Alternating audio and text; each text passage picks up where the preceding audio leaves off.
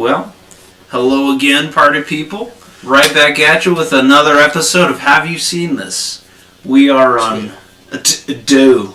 Not the second episode. This is actually like episode 5 or something. Oh, well, yes. This is the second episode in our video series that we've been doing.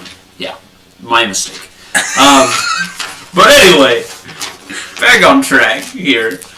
This is episode 2 of our Underworld series that we're doing. We just got done watching the second Underworld movie, Underworld Evolution, which came out in the year of our Lord 2006, which was a good year. I was 8 years old, and that's cool.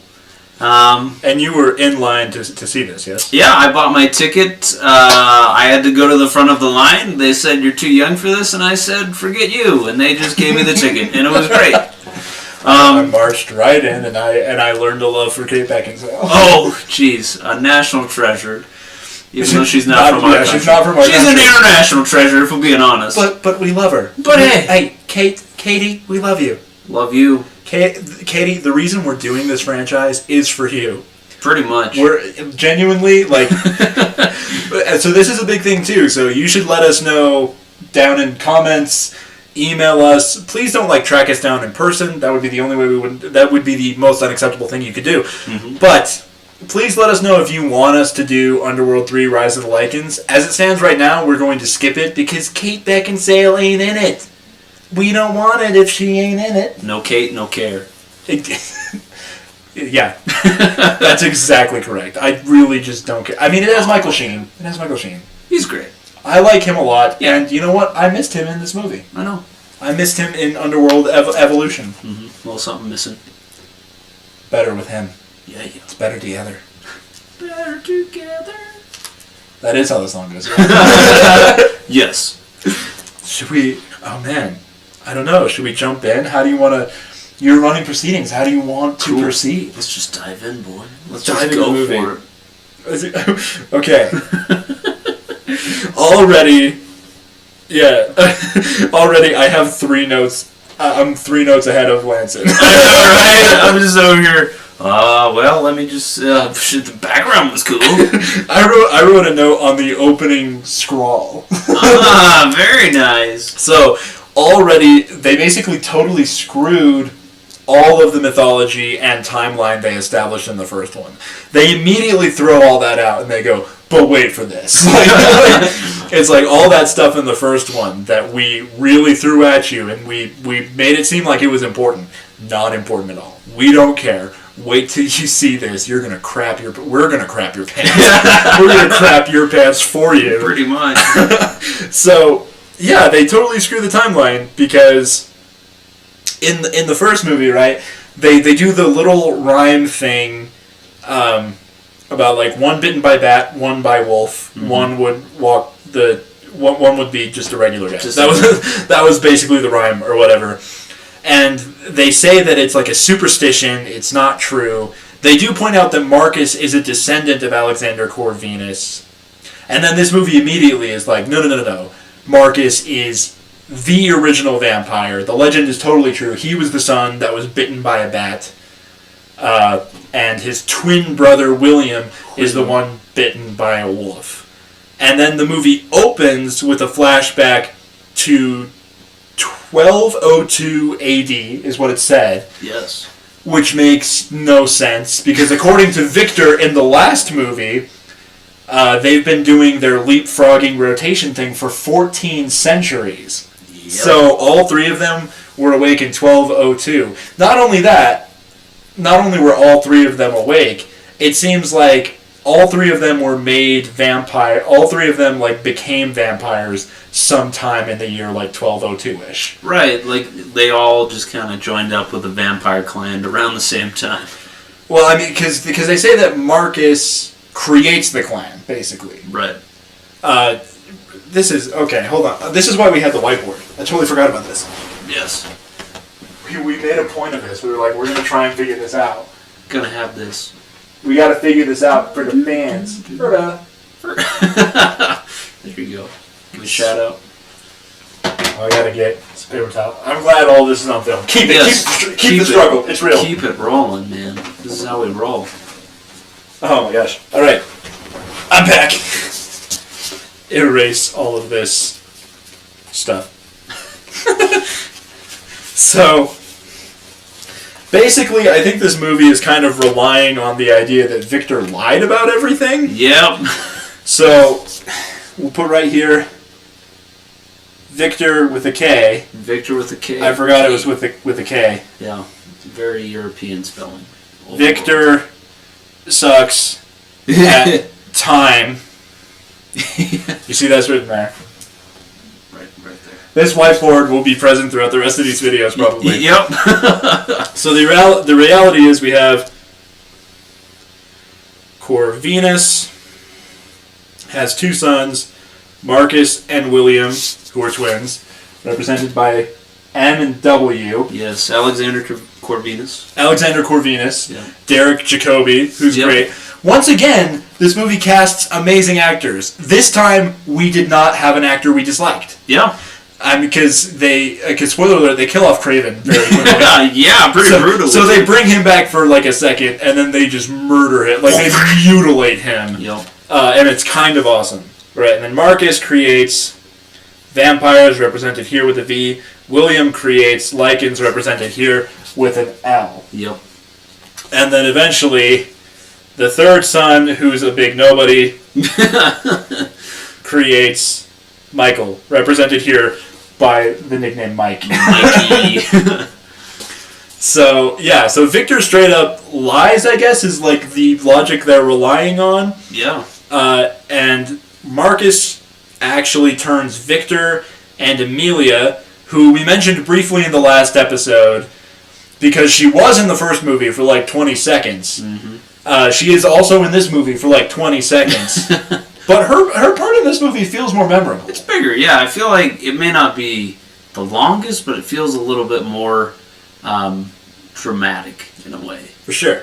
And I do have to say, I mentioned at the end of the last episode that I like this movie a lot less, but I told you while we were watching it, I think it's because I've seen the first one a lot, but this is only the second time I've ever watched the second one. Oh, yeah, that's right. So my opinion is now a little more split, because every time I watch the original Underworld, I like it less. But so far, the second time watching Underworld Evolution, I liked it more than I liked it the first time. Yeah. Of course, it's still an on-fire garbage can in terms of any form of continuity. So again, this franchise is all about just throwing information at you and hoping something sticks. So we're putting the whiteboard over here. We're going to get it out again later, probably. It'll be important later on. It'll be important. That's this whole franchise. Remember that one thing? It's important later. Just remember. All right. It'll come up. So the movie opens in 1202 AD, totally smashing everything we learned from the last movie.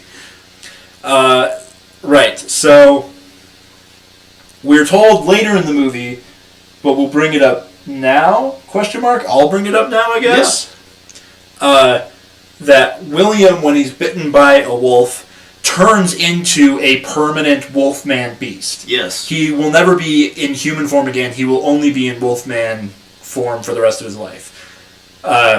Marcus, I guess, when he's bitten by the bat, he can choose between looking human and being just kind of a regular vampire and turning into a man-bat hybrid that's super, super powerful and has wings that, like, weirdly adaptable wings. Yeah, just all-purpose wings. The wings transform into anything he needs them to be. You need a rocket ship? You need a grenade launcher? Well, they don't do that, but it seems like they could. He does literally whatever he wants. Yeah, I know, right? It's crazy. Just another example of how vampires always seem to have more options in these movies than werewolves. It's just kind of like, yeah, you're just kind of a wolf man. That's what you got, man. Oh, man. And then they also establish later in the movie, but we'll bring it up right now at the beginning, that anybody that William comes in contact with, bites, scratches, turns into a permanent werewolf beast like him. Yeah. That's very important. I'm going to reveal things that you don't know because I actually did research this time. Nice! For the first one, we just watched the movie, and then I was like, crap, I forgot I'm the research guy. I got to actually do research on this. So I went hardcore, man. I was watching like hours of YouTube videos. Very nice. we're in quarantine. I have time. Hey, right? So yeah, I watched like hours of YouTube videos learning like the history and all of these different details. I went on IMDb. I actually read through all the trivia and just Wikipedia. I was just researching. Lucian, Michael Sheen's character, or Lucian, depending on whatever, is more important in the werewolf world than we originally were led to believe. Oh, really? Because lichens didn't like naturally evolve over time. There was like a specific event. So Lucian's mother, while she was pregnant with him, was attacked by William. Oh, okay. And ultimately, like, she lost her life because she transformed into a beast.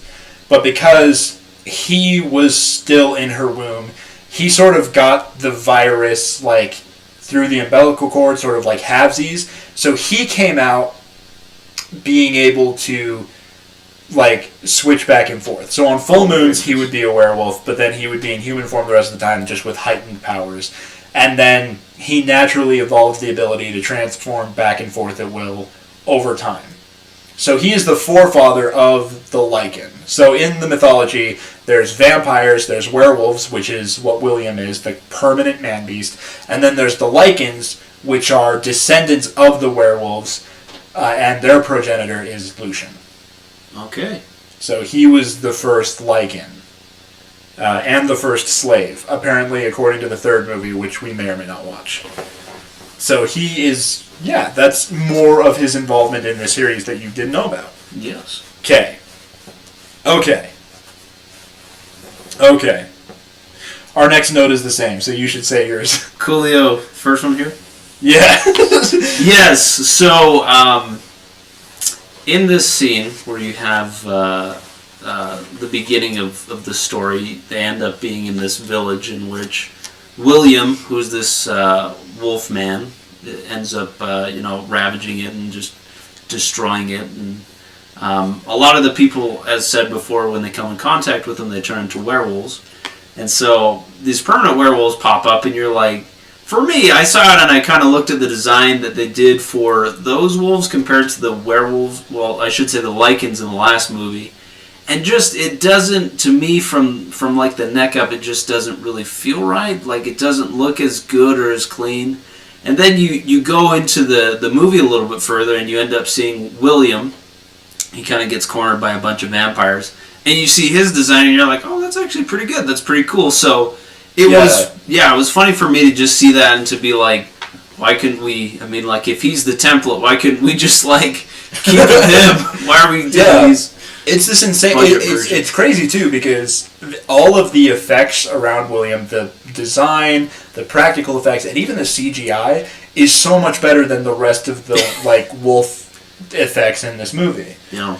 We commented immediately. We both wrote down almost immediately the effects in this one are so much worse than the first one. Yes. Like the bad 2000 CGI is somehow worse. Even though it's 3 years. Well, I imagine they filmed it earlier than 3 years, but yeah. Yeah, it came out 3 years later. Yeah. So it was probably filmed about 3 years apart, give or take. Yeah, right. But somehow the CGI was way worse. The practical effects were... There was less of them, which was the first problem, I think. Mm-hmm. But they were worse too. And also, like, the blood thing you were talking about. Like, so this is a typical, like...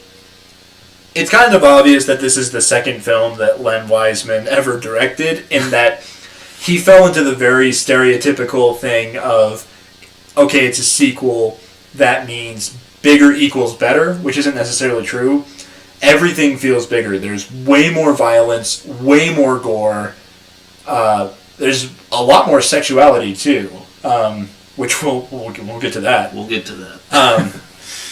But yeah, it was sort of it was very much like the naive early director thing of bigger equals better, and I don't know that is true. I don't know that I think so. Yeah. Like we said, great acting though. So the first newcomer we really see is I don't know how to pronounce his last name, but it's Tony Curran, I think. Tony Curran as Marcus, the first vampire, and he is great. He is. And again, like, the highlight really of these first two movies, we'll see if it stays that way as the films go on, but the acting, they're really well cast, and these are great actors doing a great job. And he very quickly does a good job of feeling like he is a worthy successor to Bill Nighy. Oh, for sure. Which says a lot, because Bill Nighy, like, in any other situation, would leave a gaping hole in a franchise. Yeah. And Tony Curran, like, he steps right in it. He's totally psyched to do it, and he does a good job. Right. I did read that apparently on set, Tony Curran insisted that he should always wear his vampire teeth, just so he would always be used to them. And that was really funny to me, to imagine them being like, I don't know, just standing around a water cooler and he's Oh, sure, anyway. Sure, let me tell you. It's like that. It's like the vine of that guy. My main goal is to blow up and act like I don't know. Does the Skeletor laugh? Oh man, good times. All right, probably too much detail in my notes. Right, so basically, like, the point of this is they capture William, and Victor kind of stabs Marcus in the back. We're not really sure what it's about until it's explained later, but basically the whole deal was Marcus would turn Victor into a vampire and let him live forever if he would help him, like, kind of clean up after William. It's not really clear, like, what the deal was, I guess. But Victor decided, hey, we're just going to lock William up forever, and this freaks Marcus out, but he knows that he can't move against Victor because Victor has, like, a whole army.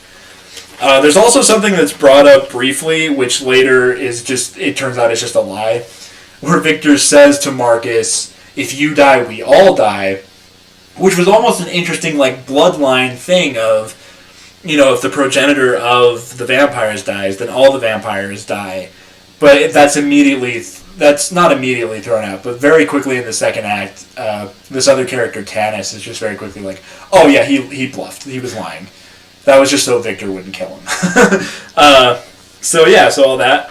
So we have all of that. There's an opening scroll, like, retconning part of the first movie.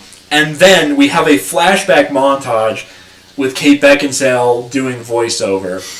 And it is not the last time there will be a flashback montage with Kate Beckinsale's voiceover in this movie. There's a plethora. They don't seem to understand that, like, we're expecting a sequel. They don't need to tell us what happened in the first one. Like, we wouldn't be going to see this movie unless we'd seen the first one. Right. And then, like I said, the movie, it's almost like they knew in the first one they threw too much information at you. So this movie has, like, weird recap montages with voiceover. So it's like, remember, we established this earlier. And it's like, no, we're watching the movie. Like, oh, it was crazy. And then, right, the next thing that happens is Craven's death. Ah, yes. Please talk about that. It was so satisfying. Yes, you know, you have this sleazy, weaselly character in Craven. You know, he's been wheeling and dealing and trying to just do this whole thing in the first movie. And then, so basically he's coming to kill Marcus so that he can rule the Coven and kind of be top dog. But when he opens the crypt, Marcus, he's not there, you know. He's actually woken up from his slumber and been able to regenerate. From German scientist in number one. Yeah, dude! Like, the guy we would not shut up about in the first episode. Yeah. Like, so, like, number 2 picks up immediately from the end of number 1. Right. Which is hilarious because everybody is clearly older. Mm-hmm. With the exception of Kate Beckinsale, she does look remarkably similar. Yeah. But, like, the person who suffers the most from it is probably the actor playing Craven, because he looks definitively older and is clearly wearing a very bad wig. Yes. He clearly cut his hair because, like, why would his hair be the same as it was in 2003? Right. And then they were only going to bring it back for, like, a day or two, because he's essentially just a plot device in this movie. Pretty much. So, as established in the first movie, when vampires drink blood, they get the memories of the person whose blood it is. So, like, the only reason Craven is in this movie is so Marcus can drink his blood and know what happened in the first movie and then, like, get going on things. Right. That's, like, his entire purpose in this plot. So, yeah, they only needed that actor for, like, a day or two on set. But then they knew... They were smart enough to know that we wanted, like, a brutal death for Craven because he's such a hateable character. And they gave us a brutal death. Holy crap. Should we say what it was? Sure, yeah. I mean, Mr. All Intents and Purposes Wings uses those like these, almost like a praying mantis would use their front. And when they're not wings, they just turn into like praying mantis-like legs that he can just stab people with, hit them with. Like, he just does anything he wants with them. Yeah, so he uses these two bad boys, pins Craven to the wall. Craven's doing this whole thing like, hey man, listen, I can help you. I can get you the information. He's like, why would I do that? I can just bite you and get that information. So he gets the information, and then whap! Knocks the top of his head right off. Yeah, he does like an X-swap with his wings and friggin' cuts... like, explodes Craven's head. It doesn't look like he cut it off. It like, explodes. And honestly, after watching that guy be the worst throughout the entire first movie, it was dope. It was like, nice. Some gory deaths, you're like, oh, that was too much. And I feel like any other character would have been like, oh, too much. But I really liked it with Craven. Because he's the worst. Yeah. Alright. We really wanted to... we really wanted to talk about that. Yeah. Every other detail is less important. At this point, I don't know that I care about anything else as much as I care about Craven's head exploding. Yeah. Oh, man. Right. So, I didn't take a lot of notes on sort of the more quiet conversational parts of the movie. Because I feel like you can summarize all of it with Michael is getting used to the fact that he's different. Because this is right after the first movie. So if they'd done like a time jump like 3 years or something to match like production, then he would have had 3 years to get used to being the hybrid. But no, this is literally, they have just left the weird like underwater paintball tournament arena where they killed Victor. They've literally just barely left that. And so yeah, most of the quiet moments are like Celine telling Michael like, your life is different now. And we sort of see him like dealing with the changes and trying to come to grips with the fact that he is no longer human. And that's most of the quiet stuff in this movie. Like, I don't know, they say a few interesting things, like human food is fatal to them, so eating human food would kill them, apparently. Which is kind of funny. Just if you needed to feed a lichen or a vampire, just give them some garlic bread and, they're dead in hours. So, there you go. That's where the garlic bread thing came from. It wasn't even garlic, it was just bread. Here you go. Oh, you Italians, you tricked me. I can't believe it. You are the worst. We are kill you, vampires. Take that. Take that. Okay, I don't know. So the more interesting part of it is we kind of get introduced to I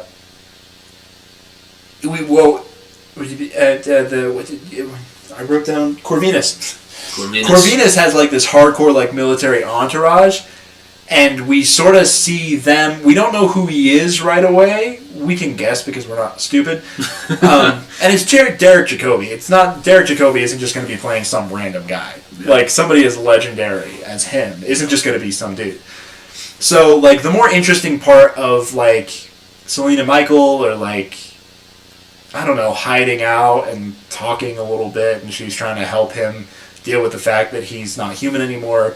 That's all kind of boring, but it's intercut with all these interesting scenes of these military guys reporting back to Corvinus and him learning about like what happened in the first movie, basically, and like dealing with Victor's death. That is like far more interesting and intriguing. the one weird part is it leaves a weird plot hole open, right? Because in the first movie, they say the UV rounds look like they were developed by the military, and then they never bring it up again. In this movie, it's like, oh, Corvinus has a military entourage. Maybe they developed the UV rounds. But, like, early in a scene, they're like, look at these UV rounds. Where did these come from? And it's like, oh, these guys didn't do it? Okay, so I guess the U.S. military is still aware of vampires? What? Hugh Jackman's over the Defense Department over at the United States, just Van Helsing. I don't know. Van Helsing. It was just a crazy choice to be like, oh, he has like this paramilitary like entourage, and they didn't come up with that? Who came up with it then? We're just going to ignore the fact that some faction of humans somewhere knows about vampires? I guess they're just not important. I guess not important. Like, we developed the UV rounds. Good enough. Like, like we have a precaution. Our work is done. Okay. So the first interesting thing that happens with Michael is he decides he needs to go get food. Celine gives him like a blood bag and says, drink this, and he's like, no way, Jose. No, I'm gonna hold on to my human roots. I'm really gonna just try to go for the real food. Which again, like, is an interesting choice to see him sort of deal with the changes. Mm-hmm. But it leads to a sequence where he like finds his way to like a pub or something. Yeah. Orders some. It looks like potatoes and. It's sort of like a meat pie sort of. Yeah, it's sort of like a meat pie looking dish. Yeah.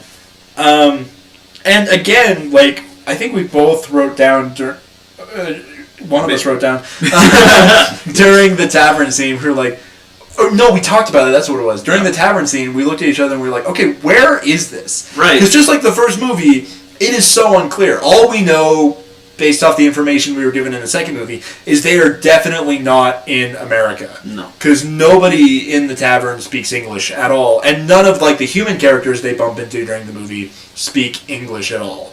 So now we know for a fact that the first two movies do not take place in America, but we do not know where they take place. Right, they're not very clear on where it is and which part of the world. It's just happening. It's just there. Don't worry about it. Just watch the movie. Yeah, that's basically the information we're given, is that they are somewhere. Yeah.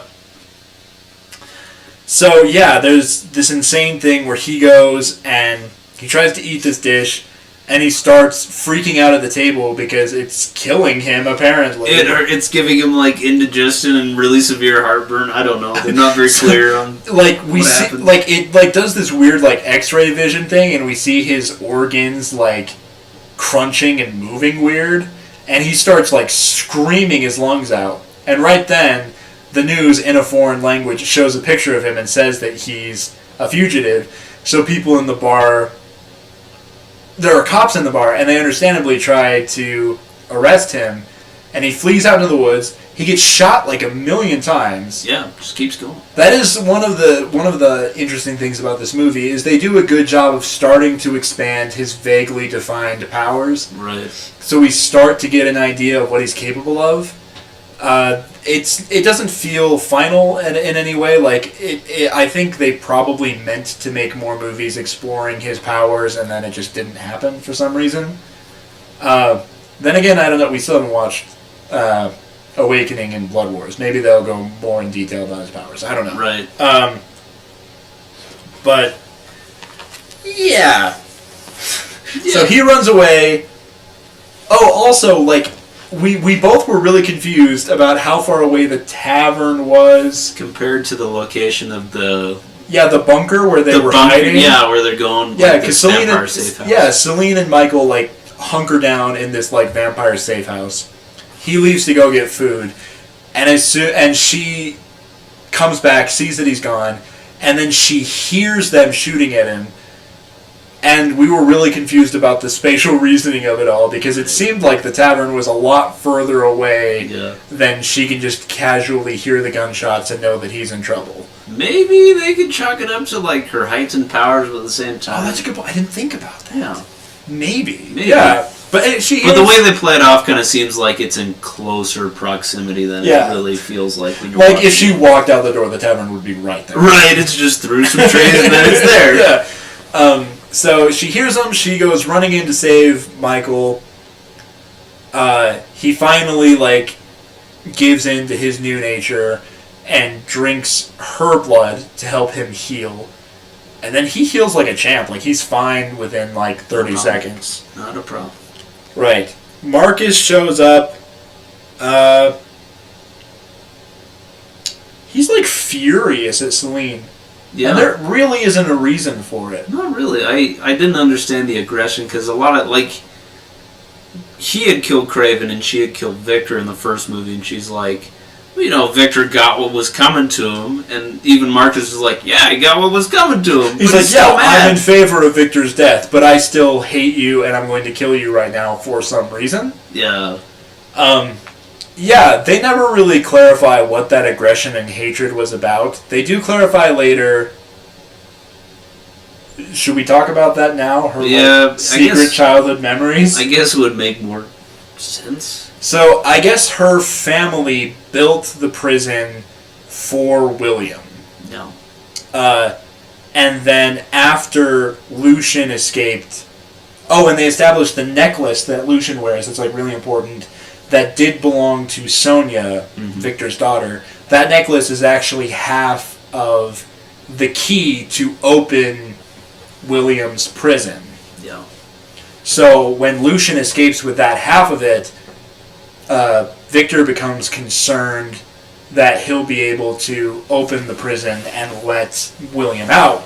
So Victor goes back and kills all of the people who worked on the prison so that Marcus will never be able... Marcus and Lucian both... Excuse me.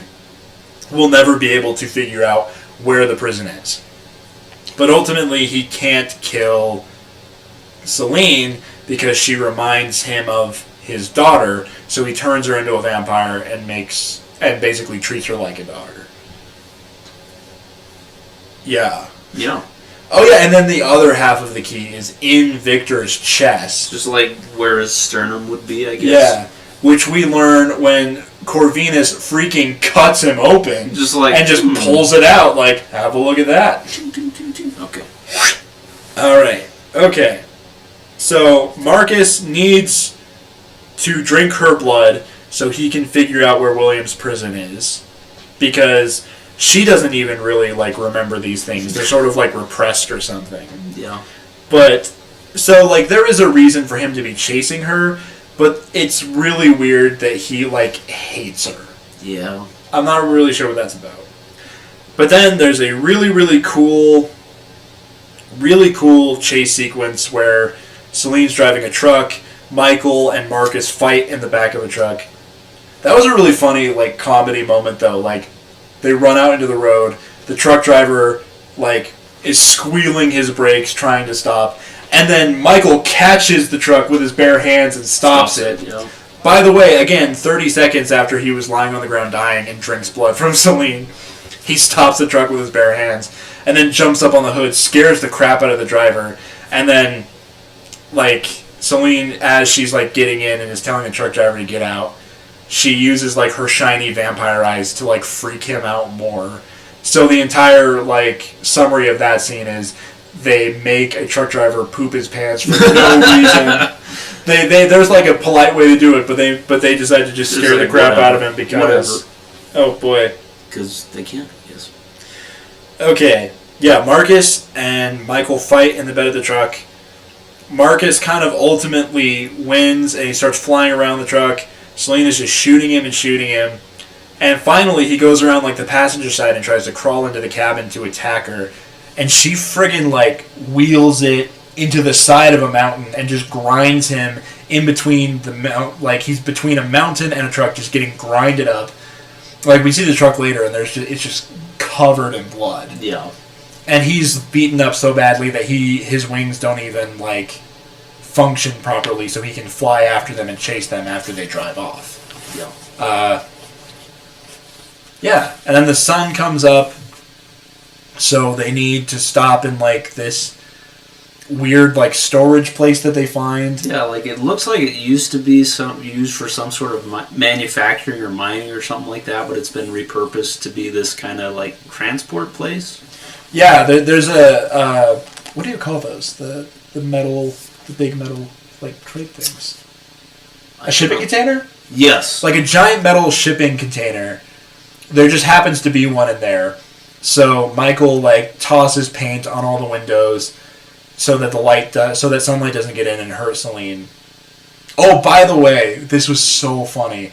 To show that to make us remember that sunlight is dangerous for vampires, the sunlight comes through the windshield of the truck, lands on her hand. She has a glove on her hand, and for some reason the glove melts away and her skin starts burning, and it's hold on, why is the sunlight melting the glove? Right.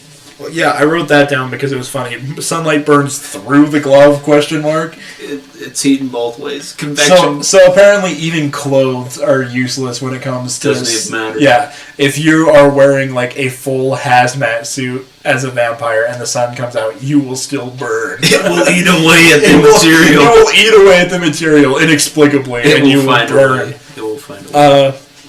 Right, so that's how they illustrate that Celine is in danger.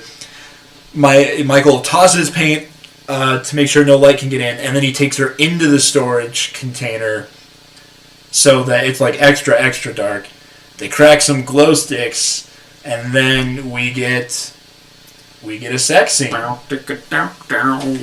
We get a sex scene, which we both commented. It's the first time that you pay a lot of attention to what Celine is wearing, and the first time you realize it is the most impractical piece of junk humanly imaginable. Literally all it does is show off Kate Beckinsale's figure. Yeah. And I know this is 2006, people weren't as woke as they are now, but still looking at that stupid costume in the close-ups of this scene as they're starting to take off each other's clothes is holy cow, why on earth would she choose to wear that? Right. It is idiotic. There's no tactical function to it. So, okay. So we commented after watching the unrated cut of the first one that the sex scene between Sophia Mills and what's his bucket, whatever, Craven. Yeah. Had a very gross early 2000s feel to it, in that the director was faux nice guy. Hey, you have to be naked in this, but we will only show as much as you want to be shown. Yeah. So, I gotta be honest, it goes a step further in Underworld Evolution. So, I was reading up and I was doing research. Turns out, the original cut of the movie received an NC-17 rating for the sex scene between Michael and Celine, because it contained way too much sexual content, way too explicitly, and also had both Scott Speedman and Kate Beckinsale completely nude.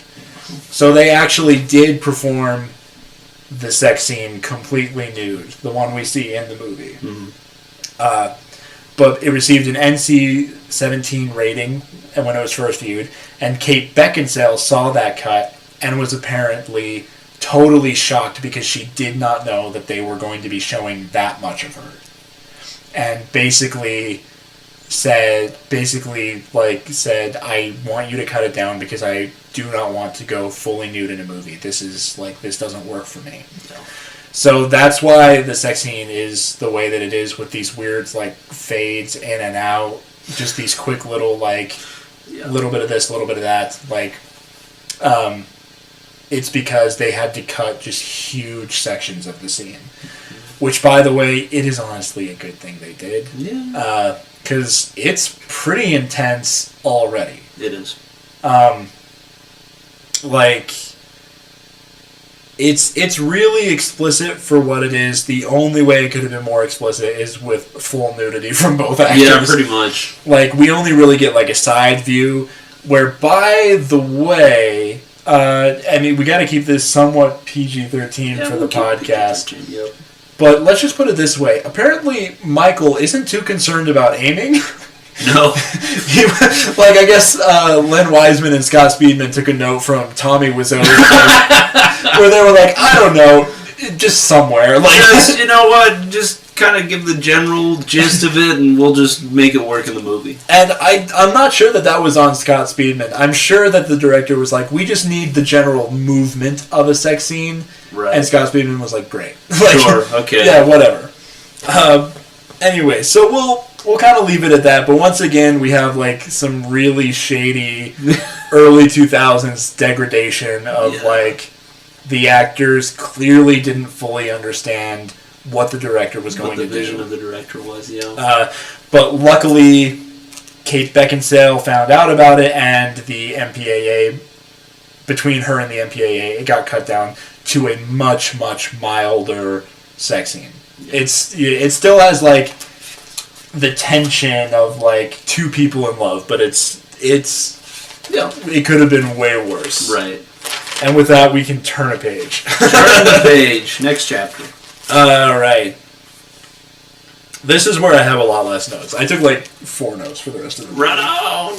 Because basically what happened for a large chunk of like, I guess the second act of the movie, if we consider this like a 3-act thing, yeah. The second act of the movie basically is all exposition, answering questions that we sort of already knew the answers to.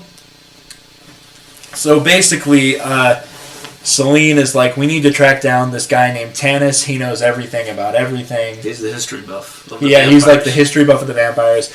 And he was sent into exile because he kept records of things that Victor thought that he shouldn't. Kept history. And he's like, I don't like that. I want to revise that. So again, we have Victor acting shady and covering things up, and Celine not being suspicious for a moment as she carries out the order to exile this guy, Tanis. Yeah. And Tanis, again, a great actor turning in a character performance. Yes. I can't talk. It's all good. I gotta look up this guy's name because all the actors in these first 2 movies really kill it, with the exception of the one guy. Yeah. Why do I keep bringing him up? We should just be nice and just... Right. I'm sure he's like a good dude, and he's he's probably a nice person. Yeah, for sure. So it's Stephen McIntosh. Stephen McIntosh plays Tanis. Very nice. And I honestly like him a great deal. Yeah. He's actually pretty funny, and he very much has the vibe that they want the character to have, which is he's a little bit of a coward. He's a little bit like thinks he's charming, but he's not. He's kind of conniving. He definitely relies on his wits. And there is actually, it's just an instance of more like early 2000s degradation. But it's kind of a funny moment where she says like, he's in exile. He's not living very comfortably, and then it cuts to him having a threesome with 2 beautiful women. Yeah, he's doing pretty all right for himself. Obviously, like living very comfortably. I know. But anyway, there's like the sequence of them entering his mansion that's guarded by werewolves for some reason. Yeah, more werewolves. Why not? Yeah, and we see Michael continuing to expand his vague powers as he just decimates these things. I know. They literally have like leashes on, like these chain leashes, and there's a moment where he picks one up, like he picks up the leash, and then he uses it to swing the werewolf around his head and smash it into like a rock or something and break its like neck. A straight up like if Mario met like Mortal Kombat finish. It was a Mortal Kombat finish, and I kind of loved it. It was like the just right amount of insane for me. Yes. And I was into it. Oh goodness gracious! So Tanis basically fills them in. We've given you all the information he gives them, I think. Pretty much, yeah. Like I said, the second act is like all exposition and even more flashback and voiceover. Yeah, which is great. I mean, like... we all love it. We love it. This is a fun game, just like count how many... If you had a nickel every time that there was a flashback and a voiceover, you'd be you would, be able to at least buy a candy bar. Yeah, you would have enough to buy chicken nuggets, I bet. Pretty much. Yeah. Excuse me again. Is the problem with recording this like right after we're sitting in there eating snacks watching the movie. It's like it's so burpy, and I hate burping during the show. Right. Right.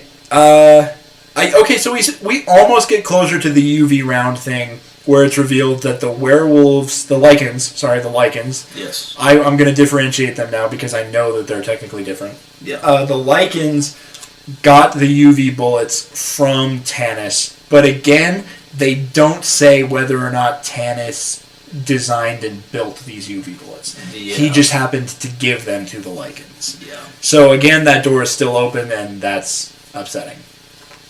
But Tanis basically arranges for Celine and Michael to meet up with Corvinus. And then, as soon as they leave, Marcus shows up, and, because Tanis is a bit of a coward, he tells him everything, and then Marcus, I guess, kills him? Yeah. I don't know. It part of it seems ambiguous to me. I don't know if it's supposed to be, but he bites Tanis to get his memories through his blood, and then he drops him on the table, and the last shot we see is him falling to the table with his eyes open. Yeah. Which could imply death. He could be alive, he could be dead. It's just weird in the context of we've seen what it takes to kill a vampire, and usually it's like something excessive, like blowing up their head. Yeah. So to see a vampire die from being just bitten, I just couldn't process it. I was like, is he really dead? I don't know about that. So I don't know if there's supposed to be ambiguity there, but it felt ambiguous. Because it would be like the tamest death for a vampire we would have seen in this series. Right. Right. Yeah, so they go to meet Corvinus. They figure out... So Tanis doesn't tell them that it's Corvinus, but he's wearing a ring that Celine recognizes, so she's immediately like, you're Corvinus. And he's like, yeah. That's me? She gives him the key, the half of the key that they have. And there's a really funny moment where she goes, are you familiar with this? And he presses a button on it that transforms it into even more of a key, I guess. And he presses this button and then looks her dead in the eyes and goes, intimately. And it's the dumbest thing because it's like, well, that's obviously a button. What? That doesn't prove anything. I know. You finding a button and pressing it does not prove that you're familiar with anything. But he uses the moment like, this is definitive proof that I know what I'm talking about. And it's very funny. Yeah. I don't know. They try to tell him that they need to kill Marcus and William, and he's like, they're my sons. I'm not going to kill them. That's about as far as the conversation gets before Marcus shows up. Oh, and I think this was your favorite moment in the movie. You should tell them about it. Oh, when Marcus he comes down. flying in. Oh my gosh. So anyway, the setting is that Alexander Corvinus, with his military entourage, is on this ship that's at port, and so Marcus comes down. This is on the deck of the ship, and there's two guys, one that's closer to the camera and one that's more in the backdrop. Marcus comes down, swoops down, and just bops this dude in the head, kills him, just backhands him right off the boat. And there's this hilarious sound design to it, just a little I know. And the guy goes flying off the boat, and that's the last we see him, and he's dead. Yeah, just the most humiliating thing. He doesn't even know what's going on, and Marcus is just get out of here, man! And so he goes down, he kills the first guy, and the second guy he kills probably with his pincers. I can't remember. Probably with the pincers. It's always the pincers with this guy. Yeah. His wing pincers. And then what exactly happened? What exactly happened next? He ends up. He just flies straight into Corvinus's office, doesn't he? Yeah, he crashes through this. He makes an opening in the roof. He puts one of Alexander's men on the desk, and then he just pops right in. Right, and he grabs Michael because they had a pretty good showdown on the truck. So he's like, I need to take this guy out first. Right.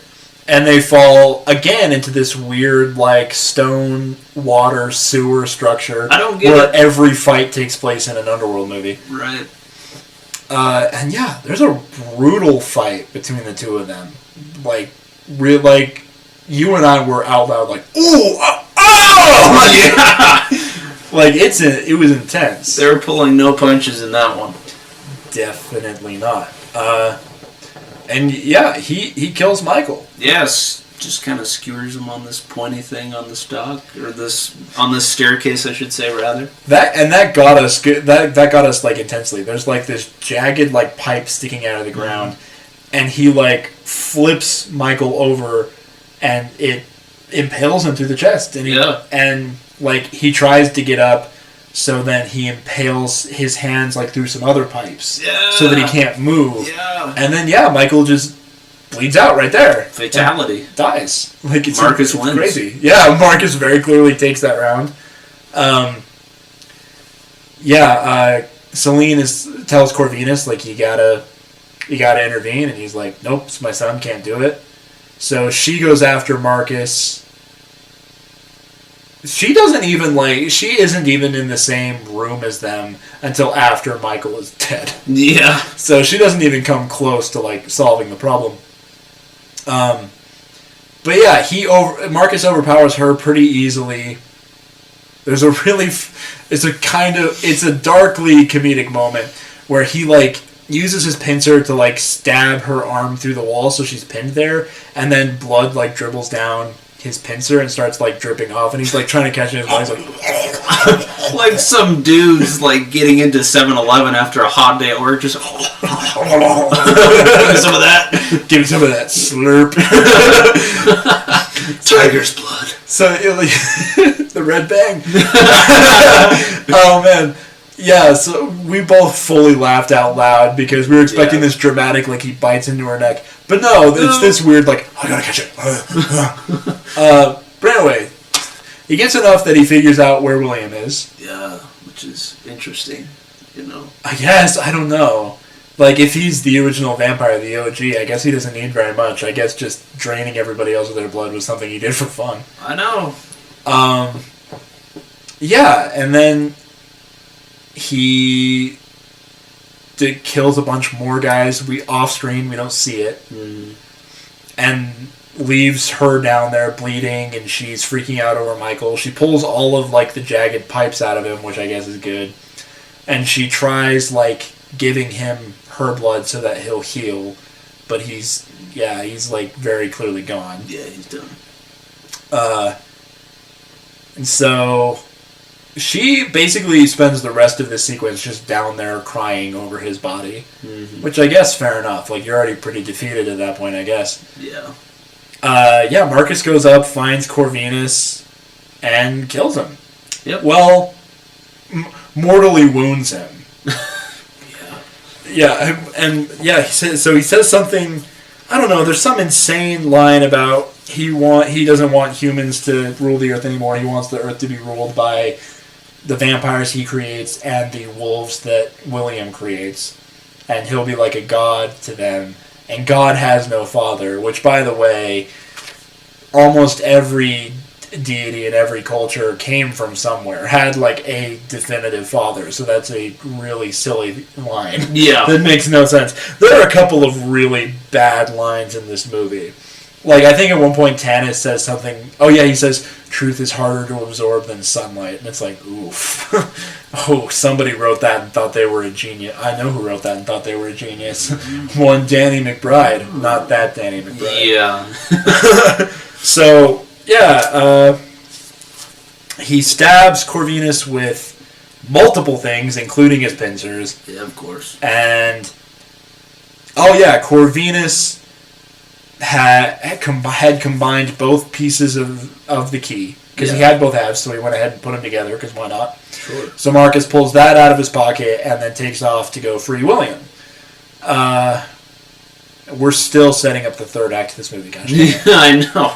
So yeah, a few more of like the military guys get back in a helicopter and they find Corvinus, and they're like, "Oh, like we'll save you, get the kit." And he goes, "No, it's too late. Just go get Celine."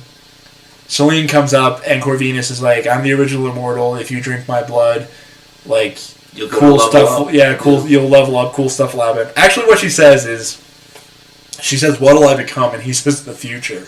Another terrible line, but really, really like sold by Derek Jacobi. Just great. Yeah, the guy, legend.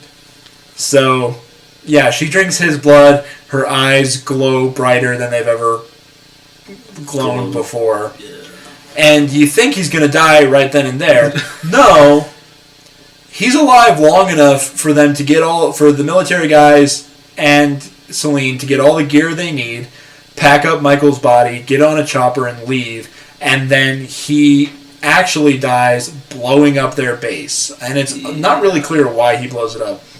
But basically, he's alive long enough that if they had gotten the kit they talked about, when they see him and they're like, let us fix you up, they could have saved him 3 times over in the amount of time he's just lying there bleeding. It's like, the situation makes no sense. It'd be like, yeah, absolutely, get the kit, save me, let Celine lap my blood off the floor. Because there's a lot of it all over. There's a lot of it just seeping all over. Yeah. This movie has used a lot of fake blood, and then still insisted on using CGI blood for some reason. Yeah. And it looked terrible. Right. So now we finally reach the third act in the movie, where they're at the castle where they imprisoned William. And I'm going to say the same thing I said to you. Why would you put him, in a mountain range where a wolf will thrive if he escapes from prison? Why not put him in, an island or something? I know. Or even if he escapes from the prison, he can't go anywhere. Yeah, put that guy, off the coast of Florida. He ain't doing nothing. He's like, what is this? But no, they put him in a castle in a mountain range where if he escapes, he'll be in the forest where, he's most comfortable. He'll be fine, yeah. Very considerate of Victor. Yeah, Victor was great. Victor was real nice about it. Marcus shows up, frees William with no trouble. So when Kate Beckinsale and the military guys show up, it's basically just immediately a massacre.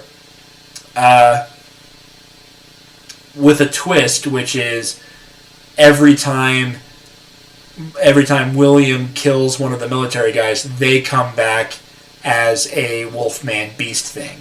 Yeah. And then she has to worry about that. Right. So all of that is going down in their paintball arena. Again. All of the sets where the major fights take place look the same. Yep. It's just a dark cave-like place with water up to your knees. Pretty much. So all that's going on down below. The guys in the helicopter are hanging out waiting, and that's when a voiceover and a series of flashbacks shows Michael and Celine talking about how, because there's never been a hybrid before, his powers are unknown, and he could be anything and he could do anything. And that crescendos into Michael in the body bag in the helicopter, opening his eyes and coming back to life. Bada bing, bada boom, bada bing, I'm back. Bada boom. Gotta help my girl. Yeah, and so she starts to get cornered by the military wolfmen, and he jumps out of the helicopter. And again, 30 seconds after being close to death, he is 100% healed and is so powerful, he punches straight through a wolf's chest. Yeah. And just freaking mutilates the thing, and then snaps the other one's neck. And then Marcus comes in, and he pulls down the helicopter, so the helicopter is now jammed in the weird space with them, with the blades still rotating, setting up a nice set piece for the third act. And now we have Michael, the werewolf vampire hybrid, versus William, the original werewolf. And we have Marcus, the original vampire, versus Celine, the next stage in vampire evolution. Yes. And they have their big final fight. Michael kind of kicks William's trash. It's actually not even hard for him. Not a big competition. Yeah, he grabs the lower jaw with one hand, the upper jaw with the other hand, and he rips William's head clean off. Yeah. And then Marcus and Celine have their fight, which ends with him stabbing her through the chest with his pincer thing, and her snapping the pincer thing off, taking it out of herself, and stabbing it through his head, and then kicking him into the helicopter blades to eviscerate him into pieces that cannot be put together. To make him into Manwich. Man Batwitch. Man Batwitch. Man Batwitch. Because we didn't talk about that. Yes. You wrote it down. Yes. So it's kind of talked about. So this is rewinding a little bit. So after Michael and Marcus fight in the truck, and after Marcus is subdued and they're driving off in the truck, Michael gets back in and says, "Yeah, that guy's a hybrid, isn't he?" And Celine goes, "Yeah, he's a hybrid." And the movie never really talks about what kind of a hybrid they mean. Like if he's half werewolf, half. I think they just are trying to encompass it in the idea that he was the immortal that was bitten by a bat, so he is a hybrid of a bat and the dad's version of immortal. So he passes on vampire traits to people he bites, but he can straight up turn into a half man, half bat creature. So when we say he has wings and pincers, that's what we're talking about. Yeah, so just imagine more of what a bat would look like if it were a man and we're kind of more bluish. Yeah, and we actually called it out because the vampire, Marcus's man bat vampire form is a really cool design. It's a good mashup. It's a really good mashup. And the effects on it look great. Yeah, for sure. It's probably the best creature effect in the movie by far. Yeah. Which is good because he's in that form for half the movie. I know, right? So yeah, that's why he has wing pincers. And she tosses him in, she kicks him into the helicopter blades, he's eviscerated, and then the last shot of the movie is the sun comes out shining through the hole in the roof where the helicopter came through. And it shines down on Celine, and we discover that because she drank Corvinus's blood, she can be in the sunlight now and won't be hurt by it. And she and Michael embrace and kiss in the sunlight, and that's how the movie ends. Yes. Very romantic. We thought they might take another cue from Wiseau's playbook and just copy and paste another sex scene right there at the end of the movie. Just needlessly just go in there, yeah. For those of you who don't know, Tommy Wiseau wrote and directed The Room, and he famously filmed a sex scene, and he had 17 minutes of material, and he liked all of it so much that he used all of it but pretended it was two different sex scenes. Yeah. So just randomly in the middle of the movie in a place that makes no sense, it cuts back to two characters having sex in the exact same setting where they had sex the first time. Yep. So yeah, for a second we were laughing and they're because so much was left on the cutting room floor after the MPAA and Kate saw the cut, the director decided to just add in all the goodies at the end. Why not? Copy and paste. Yeah, pretty much. Oh, that's the movie. That is the movie. That is Underworld Evolution, the basic plot of what we went over. Some of the main points. There's a lot of other stuff, not. We tried not to be too detailed, but we still ended up being super detailed. I know, right? So this was Kate Beckinsale's last one in the series for a while because she and director Len Wiseman were married when this was produced, but they ended up getting divorced not long after, and she basically walked away from the franchise because she, needed some separation from things, which fair enough. Sure. So she was absent from the franchise for 6 years. She came back in 2012 for Underworld Awakening. And that's why the third entry in the series is kind of the weirdness you and I talk about, and why we're not sure whether or not we should cover it. The third one in the series ended up being a prequel called Rise of the Lycans, which starred Michael Sheen and was about the relationship between Lucian and Sonya and the revolution that Lucian led that basically created the war between the vampires and the Lycans. So that was the last Underworld movie that would be directed by Len Wiseman and written by Danny McBride, that team. Not that Danny McBride. The lesser Danny McBride. So they basically had an open and shut trilogy. Somebody came back later because after Len Wiseman left, Kate Beckinsale, I guess, felt better about coming back to the franchise. So new directors stepped in and new writers. I think Len Wiseman still contributed to the script of Awakening. But the series as it stands right now with Awakening and Blood Wars and the one they're working on making currently. Oh, they're making another one? They're making another one. Wow, check that out. is a whole new crew of people. Danny McBride and Len Wiseman are only producers. They are not directly involved in the productions, if I understand correctly. So we already said it. This is directed by Len Wiseman, written by Danny McBride, not that one. And new cinematographer here, Simon Dugan. And again, saying that somebody did cinematography on these movies is like saying I did cinematography on my Instagram post because I used a filter. Right. Right. So the one thing we called out actually is there is a new composer on this movie, Marco Beltrami. Right. And we like the score of this movie. We liked the score of this movie a lot better than the first movie. Right. It had in the first one, it just felt like it was a bunch of different songs where it's like, hey, that'd be a cool playlist. Let's just put that together and put it in. Yeah, it felt like a playlist. It didn't feel like a movie score. And so he did a really good job of, having it have more of a feel to it, more of a flow. So shout out to that guy. Yeah, Marco Beltrami was sort of the MVP of this movie. I would say so. In terms of production, I think. Yeah. And also, I think the first soundtrack feels incredibly dated. Yeah. And I think Beltrami's soundtrack in this one feels timeless. Yeah. Which, even now, this came out in 2006, so we're 15-ish years later. Mm-hmm.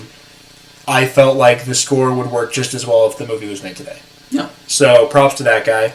Unfortunately, for the remainder of the movies, they went back to the guy who scored the first one. Oh, man. So, somebody was unhappy with Beltrami. I don't know who. Righto. So this movie had a budget of $50 million. $50 million, wow, okay. Well, these are approximate numbers, by the way. Yeah. So almost twice what the first one had. No, more than twice what the first one had, because the first one was like $22 million. 22, yep. I have it written down. I could look, I guess. Let's just go back to the notes. Okay. Or those notes are gone. I guess I lost burned them in the great garbage can fire that is this movie. No, I have it here. Here we go. 22 mil was the budget of the first movie. Okay. So this movie had a $50 million budget, which is interesting because, honestly, it might look worse. I would say so. It doesn't... I mean, overall, looking at the effects and looking at the sequences, it in some ways, it looks, as far as, the settings and the just overall feel of the movie feels a little bit higher up, but as far as, the design of the creatures and the CGI as well as the practical effects, it doesn't look as good. It looks worse. I would have guessed that this movie was made for the same budget. Yeah, that would be fair to say. Just allocating funds in different ways. Yeah. I think the effects were worse. I think the only thing this movie has visually over the previous movie is the previous movie was very urban. Yeah, which true. Dated it, you know what I mean? Which made it clear that it was made in 2003. This movie felt a lot less urban. There was a lot more stuff out in the woods. There was a lot more stuff just in sort of an abandoned world that made this movie feel a little more out of time. And I think that worked to the movie's benefit. Yeah. That I would say visually that was the one benefit this movie had. Yeah, the creature designs were not great. Even Michael's creature design got an update, and it kind of looked worse. Yeah. He kind of looked like to me, it looked like an otter in the face. I'm like, just this river otter. I kept thinking of Jim Carrey and How the Grinch Stole Christmas. That's funny. Somebody stop me. Of course, that's not from the Grinch. But. Yeah, it was just this weird prosthetic thing with a weird nose that was very Grinchish to me. Yeah. I mean, I appreciate that they brought in a little more of the werewolf snout into his design. Sure. Sort of indicating that he is a hybrid, there is werewolf in him. Because in the previous movie, he looked the same, he was just a different color. Yep. So this one brought a little more of the werewolf element into him, which was a good idea, but I didn't like the execution. I didn't like the design very much. Like I said, it was cool to see him testing the limits of what his powers as a hybrid were. But yeah, so $50 million. Can you guess how much this movie made? How much it grossed at the box office? So $50 million was the budget. I don't know, maybe I'm going to be honest. It's a number that's going to surprise you. Oh, okay. Geez, let's say 90 mil. Oh, no, I'm not surprised. I mean, surprise you in terms of it made such a small return. It's incredible that the series is still alive. Oh, okay. They did earn their money back. Okay, so probably like $65 million or somewhere around 62 million. 62, wow! 62 million. So they made about $12 million on this movie, which would stop any other franchise dead in its tracks, but this one somehow kept going. It was immortal. It had new life. Just got that blood in there. And I guess the first movie made almost double its budget, I think. Yeah. I mean, again, I have the notes. I can check. Yeah, it made over double its budget. So I guess they were just really confident in these movies, as long as they kept the movies kind of lower budget, that they would at least make a return. So yeah, even with only a return of $12 million, they kept making movies, which is really interesting. Yeah, so IMDb has this sitting at a 6.7 out of 10. What rating would you give it, sir? So I gave the first one a 6.5. It's definitely... I don't think it's better than the first one. Some aspects I liked of it more than the first. But overall, I don't think the movie as a whole is better than the first. So I would give it like a... I give it like a 5.9, in my opinion. Oh, that was lower than I thought you were going to... I thought you were going to call it like a 6.2 or something. I don't remember the rating I gave the first movie. I think I was in about the same realm as you, like a 6 or a 6.5 or something. And I would honestly have to say my opinion on this movie did change. I don't think it's definitively worse than the first one. I feel like I probably feel the same about it as I feel about the first one. So I'm going to go ahead and call this one just an even 6. I don't remember what I gave the first one exactly, but just know that in my estimation, they're more or less the same. Yeah. Because this one improved on things that I didn't like about the first one, but it also like fell back in things that I loved about the first one. Yeah. So, yeah, there you go. Evens out a little bit. And I think that's going to be the interesting thing about doing a series is we're going to start comparing the movies to the other movies that have come before it. So right now, I would say, so comparing franchise as a whole, I think the first one I would probably give the number 1 spot, and I would give this one the number 2 spot. Yeah. And we'll see how that changes as we watch the other movies. Who knows? One of the other movies might take the number 2 spot away from Evolution. It could very well could be. Just tune in. You'll have to keep watching. I think the number 1 lesson we're learning about this is they're going to toss a lot of information at you, but the information might not matter. Right. That seems like the biggest lesson of Underworld Evolution is we can come up with a rocking backstory and reference it constantly through the first movie, but then within literally the opening intro crawl of the second movie, we're going to retcon all of that. So don't even worry about it. So, Lancer, would you recommend this movie to people? What are the qualities about this movie that you think people would enjoy, and what are things that you think people would dislike? Yeah. So, starting off with what I guess I enjoyed and I think other people would enjoy, the thing I like about these movies, the Underworld movies, is I do kind of like the mythology of vampires and werewolves especially, and I think there's kind of a cool aspect to it as well as it kind of shines a light on Hungary, which is a very ancient and very different sort of country because it's not quite Europe and it's not quite Asia. It's kind of there in the gray area. So that's something I enjoyed about it, that it showed a little bit of light on that. Yes, we don't know where the movie is supposed to take place. Yeah, but it was filmed in Hungary. Right, and Corvinus in the first one they talk about him being a Hungarian warlord, so that's kind of cool. Overall, I think I do respect the creature design on some of them, especially William. I think that's what I like the most, and some of the action sequences are really entertaining and are really cool, and really had me going, "Wow, that was intense," or almost like I wanted to see that, and I didn't expect that to happen. So that was kind of cool.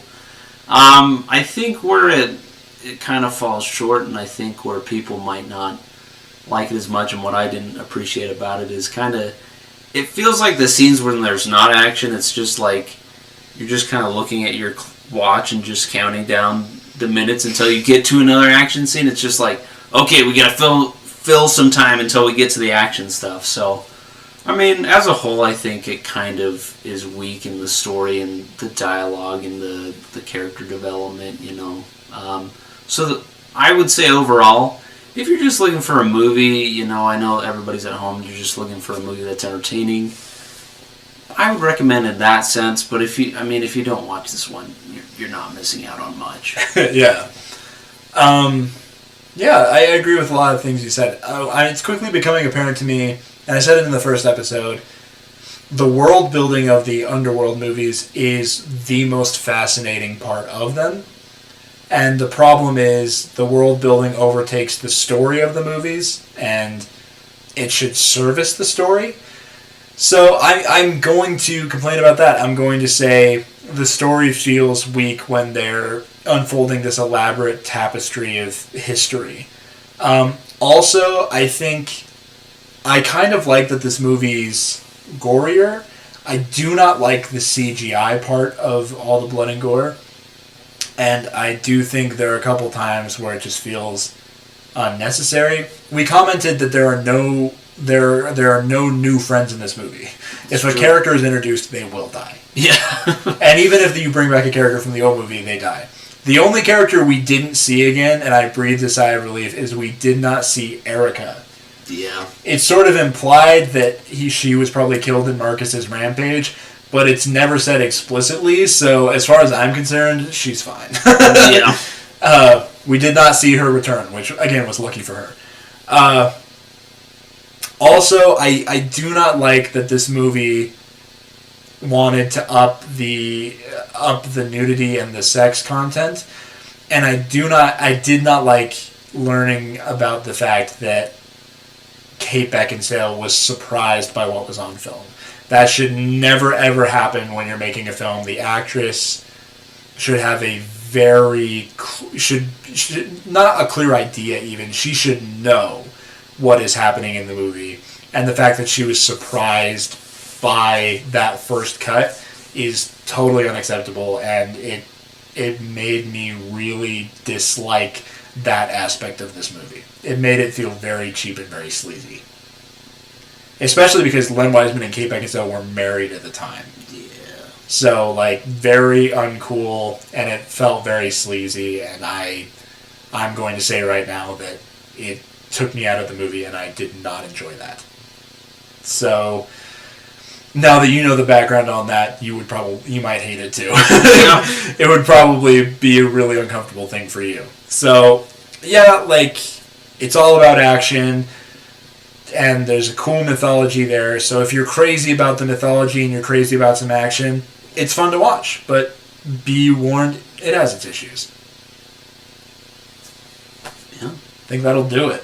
I think we have very, at the best that we can, summarized the movie and given our opinion about it. But yeah, so stay tuned. We're going to be doing another video in this series. Awakening, that's the next movie. We are definitely doing Awakening. So if you want us to hit Rise of the Lycans, leave comments. Yeah.